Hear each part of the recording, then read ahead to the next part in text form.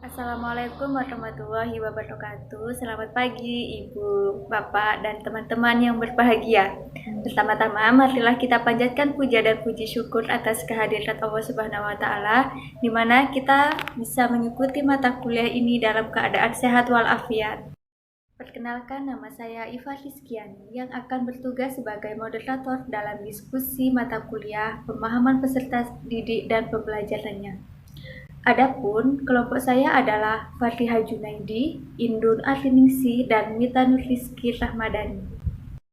Terdapat 3 kasus yang akan kita bahas dalam materi ini. Sebelum kita memulai sesi pertama, marilah kita mengucapkan basmalah bersama-sama. Bismillahirrahmanirrahim. Selanjutnya, saya persilahkan kepada Indun untuk mempresentasikan kasus pertama. Saya akan menjelaskan pada kasus 1. Bayangkan jika Anda adalah seorang guru matematika di kelas 7. Saat ini Anda hendak menyampaikan materi mengenai matematika sosial, yakni mencari nilai rata-rata. Untuk memudahkan peserta didik dalam memahami pembelajaran, Anda mencoba untuk membuat urutan atau langkah-langkah yang perlu diikuti oleh peserta didik agar dapat mencari nilai rata-rata pada sebuah soal. Anda meminta kepada peserta didik untuk mengerjakan soal yang Anda berikan. Hasilnya, peserta didik mampu mengerjakan dengan benar sesuai dengan langkah-langkah yang telah Anda siapkan. Beberapa saat kemudian, Anda meminta kepada peserta didik untuk mengulangi soal yang sama tanpa melihat urutan pengerjaan soal, dan peserta didik mampu mengerjakan dengan benar. Berdasarkan kasus 1 tadi, menurut Anda, apa yang membuat peserta didik mampu mengerjakan soal dengan baik pada percobaan kedua tanpa melihat urutan atau langkah pengerjaan soal? Berdasarkan diskusi dengan kelompok kami, yang membuat peserta didik mampu mengerjakan soal dengan baik pada percobaan kedua tanpa melihat urutan adalah karena guru memulai pembelajaran dengan langkah-langkah yang sesuai dengan materi dan kebutuhan peserta didiknya, sehingga peserta didik akan memahami materi dengan baik. Ketika langkah yang disampaikan sesuai dengan kebutuhan peserta didik, maka mereka tidak hanya mampu menyelesaikan masalah, namun mereka juga mampu memahami konsep materi tersebut, sehingga peserta didik tidak hanya bergantung pada satu soal saja atau pada catatan di buku saja. Ketika mereka diberikan permasalahan yang lain, dengan atau tanpa catatan, sama atau tidaknya soal yang diberikan, mereka akan mampu menyelesaikan masalah tersebut dengan baik. Selanjutnya saya akan menjelaskan soal kedua untuk kasus yang pertama. Sebagai seorang calon guru, dalam kegiatan belajar yang seperti apa metode di atas dapat diterapkan? Elaborasi jawaban Anda dengan menyertakan teori yang berkaitan. Menurut kelompok kami, metode yang dapat diterapkan sebagai calon guru matematika adalah metode pembelajaran yang berorientasi pada pemahaman konsep, yang bertujuan untuk membantu peserta didik memahami konsep matematika secara mendalam. Teori yang berkaitan pada jawaban tadi itu adalah yang pertama, teori pembelajaran yang berorientasi pada pemahaman konsep. Lalu yang kedua, teori pemberian langkah-langkah yang jelas. Yang ketiga, demonstrasi langkah-langkah. Yang keempat, latihan mandiri. Lalu yang kelima, penguatan pemahaman melalui latihan tanpa petunjuk. Yang keenam, relevansi konsep dengan kehidupan sehari-hari. Penjelasan pada pembelajaran yang berorientasi pada pemahaman konsep. Pada metode ini menekankan pemahaman konsep matematika secara menyeluruh daripada sekedar menghafal rumus dan prosedurnya. Ini menciptakan dasar yang kuat bagi peserta didik untuk mengaplikasikan pengetahuan matematika dalam situasi yang berbeda. Selanjutnya yang kedua, pemberian langkah-langkah yang jelas. Pemberian urutan atau langkah-langkah yang jelas membantu peserta didik memahami cara mencari nilai rata-rata secara sistematis.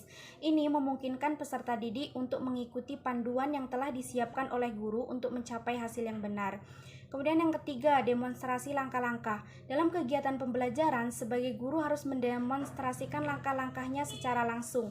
Ini memungkinkan peserta didik untuk melihat bagaimana konsep diterapkan dalam praktek, menguatkan pemahaman mereka tentang cara mencari nilai rata-rata.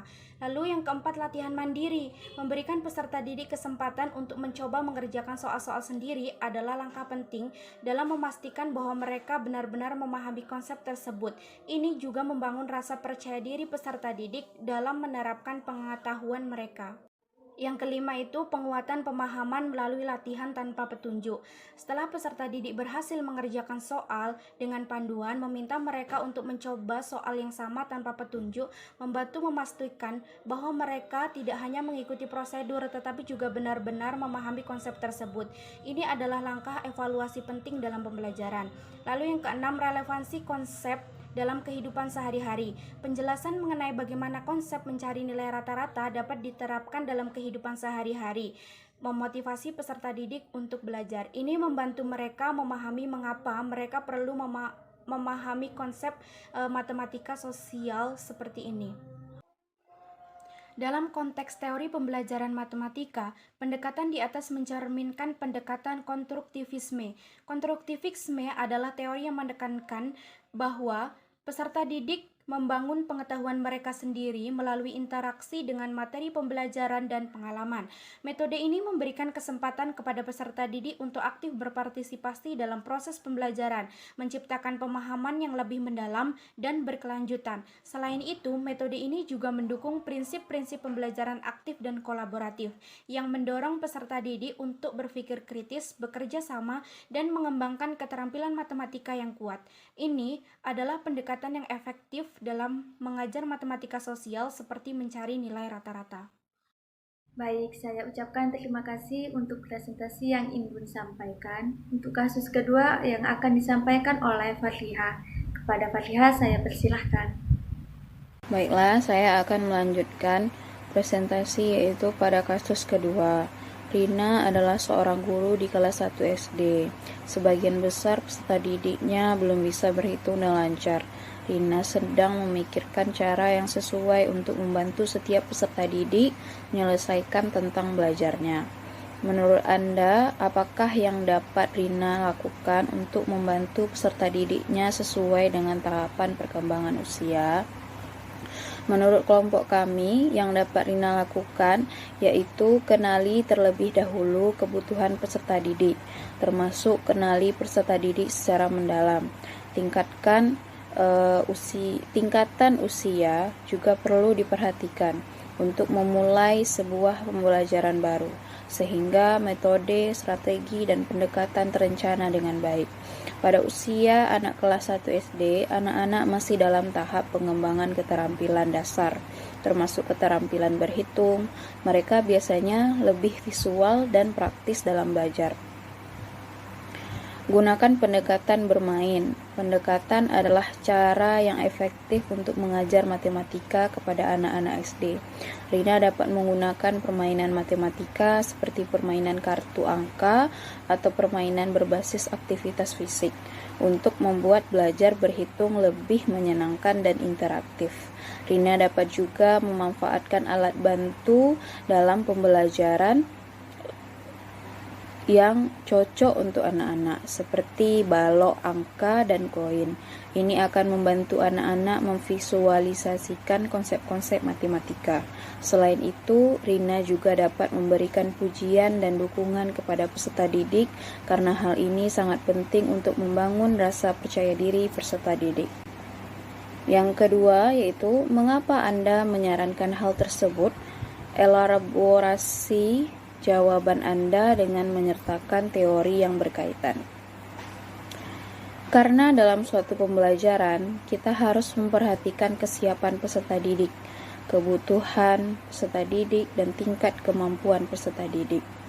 Sebuah pembelajaran tidak berjalan maksimal apabila sang penerima pembelajaran tidak siap untuk belajar. Sama halnya seperti jenjang sekolah, materi dan mata pelajaran yang akan diajarkan tentu akan berbeda antara tingkat SD, SMP, dan SMA.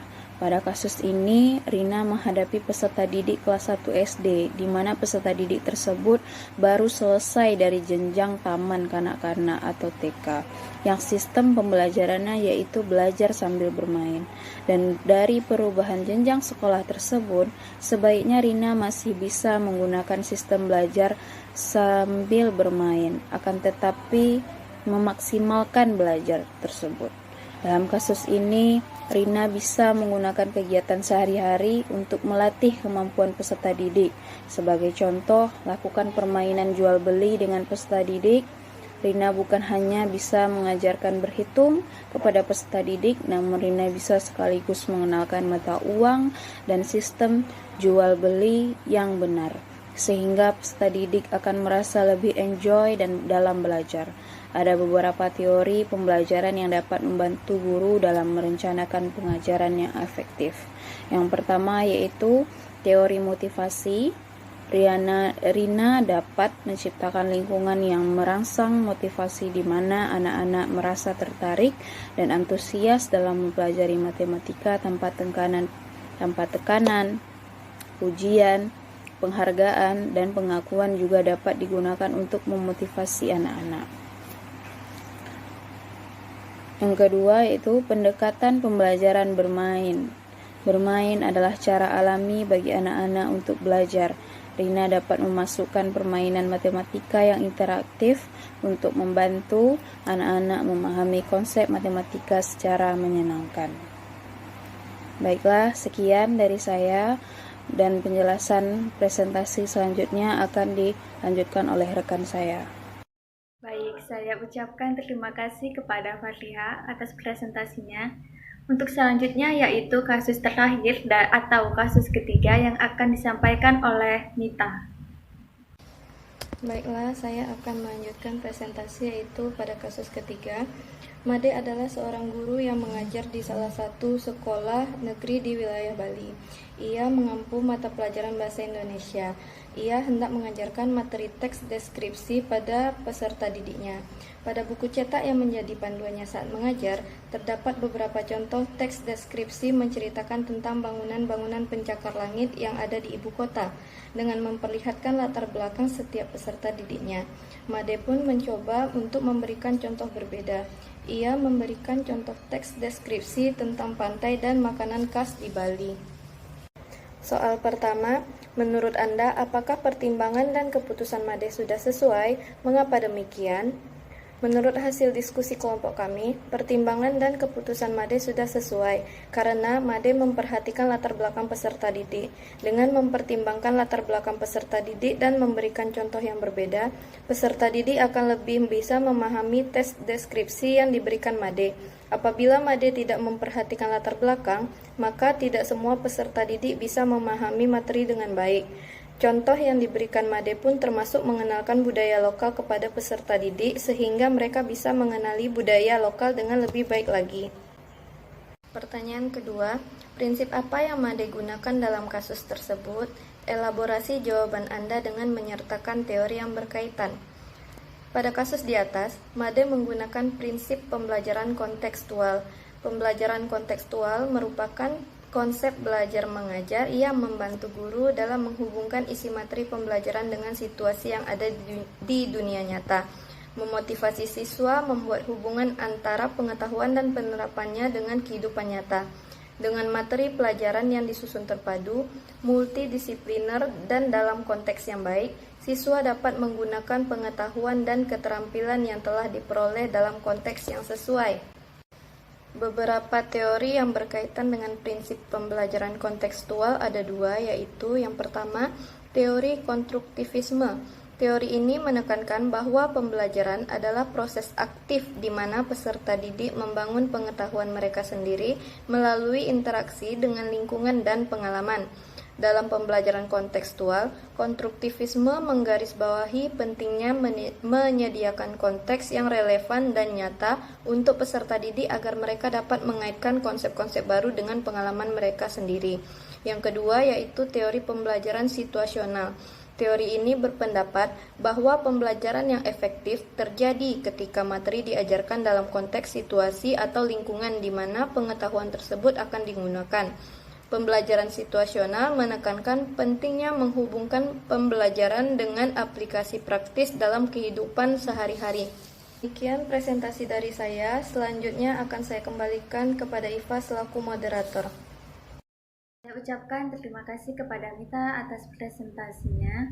Demikian presentasi yang kami sampaikan dalam mata kuliah ini. Atas segala kekurangan yang ada, saya sebagai moderator dan teman-teman meminta maaf yang sebesar-besarnya. Saya tutup. Assalamualaikum warahmatullahi wabarakatuh.